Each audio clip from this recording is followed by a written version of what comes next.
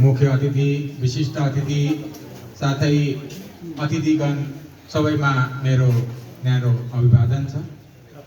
र विशेष त हामीले यस कार्यक्रममा दुईजना सिलगढीका विद्वान जसले सिलगढीको इतिहासमा पहिलो पानामा, जो मैले जाने अनुसार पहिलो पानामा र उहाँहरूको एकदम पहिलो पानाको अग्रिम पन्थीमा हुनुहुने श्रद्धेय मेरा बडाबा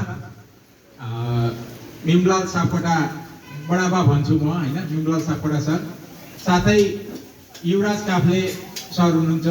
म बडाबा नै भन्छु उहाँलाई पनि, मेरो घरेलु सम्बोधनै भनेर म सम्बोधन गर्छु। र उहाँ दुईजनालाई यहाँ सम्मान सल उडाएर सम्मान गर्ने कार्यक्रम रहेको छ।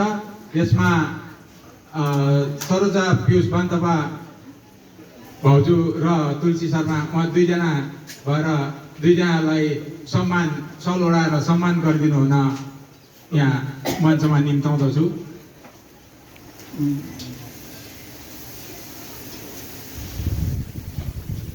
भीमलाल सापकोटा बडाबा र युवराज काफ्ले सर, उहाँलाई नचिने त सायद हाम्रो गोर्खाली समाजमा विरलै पाइन्छ।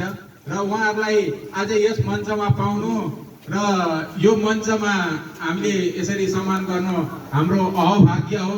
र उहाँहरूलाई एकदम करताल ध्वनिका साथमा उहाँहरूलाई सम्मान गरौँ। उहाँहरू जस्तो विशिष्ट व्यक्तित्व हामीले यो सिलगढीको इतिहासमा पहिलो अग्रिम पन्थीमा उहाँहरूको इतिहास साक्षी छ र सबैले जान्नुहुन्छ। र उहाँहरूलाई सम्मान गर्दा हामी धेरै हर्षित छौँ। र फेरि पनि यो माइक्रोफोन फेरि हाम्रो रमेश दाजुलाई नै मैले सुम्पेँ। पानी पिउनु भयो होला है।